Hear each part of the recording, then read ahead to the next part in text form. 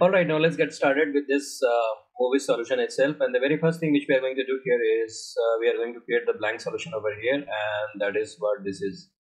Right. So just for sake of information, like I'm using JetBrains Rider here, and that's what you can see here. I'm currently on Mac machine, and I am basically utilizing this JetBrains as a IDE itself, right?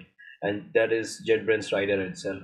You could obviously use Visual Studio or Visual Studio for Code, whatever suits you. And this is irrespective of operating system, whichever operating system you are on.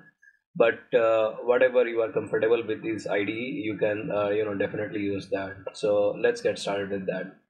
So I'll just call this one as movies itself, and now let's create this. And here it is getting created, and let me just bring it here, and let me move to right top itself, and that's what it is.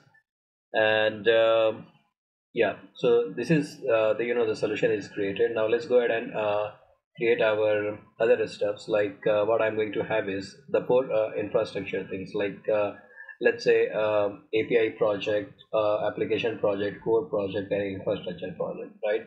So this is the basic requirements for this particular stuff here. So let's go ahead and create this. And the very first thing which I'm going to do here is, let's say, add new project, and let's go ahead and create this ASP.NET Core web application. Currently I'm on this .NET 6, and if you are at the time of seeing, if you see that if stable version of .NET 7 is available with all that dependencies also updated to .NET 7, so you can definitely try on .NET 7.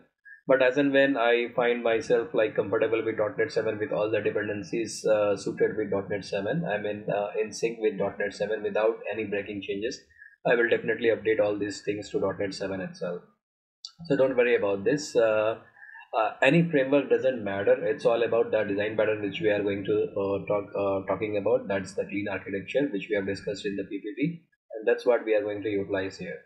So what I'm just going to say here is movies.api, probably the right name, and let it be empty itself, Docker support Linux itself, and let's go ahead and create that.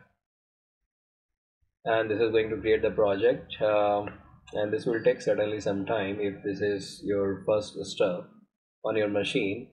And this has come, right? So this is what you can see here. Now the Docker file is also created with this program.cs here. And one thing which I'm going to do here is, in the coming sections, I'll get rid of this minimal stuff which is given by this .NET 6 system. Although this is not,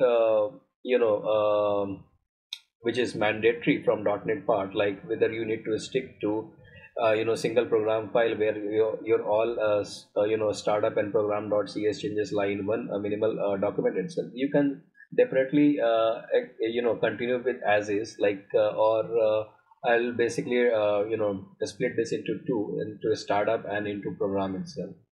But let's see in the coming piece itself. In this particular section, what we are going to do is, let's go ahead and create the required project itself.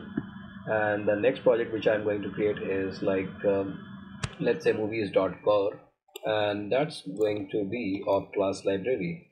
So movies.core, and that is of type class library, and at the same location microservices movies, and let's go ahead and create that.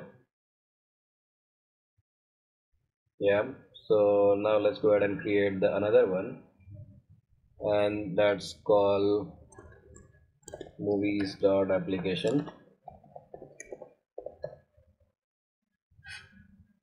I think, yeah, that is correct.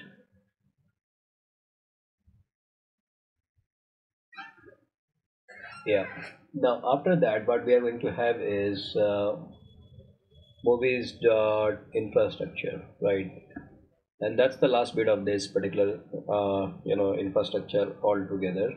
And that is again going to be class library project itself, and movies dot infrastructure. Now let's create this as well, and this is created.